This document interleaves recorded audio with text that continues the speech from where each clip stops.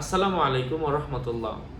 এক বোন প্রশ্ন করেছিলেন যে বয়সে যদি কোনো নারী তার স্বামীর থেকে বড় হয়, সেক্ষেত্রে তাদের এই বিয়েটা বৈধ হবে কিনা, এই বিষয়ে ইসলাম কি বলে।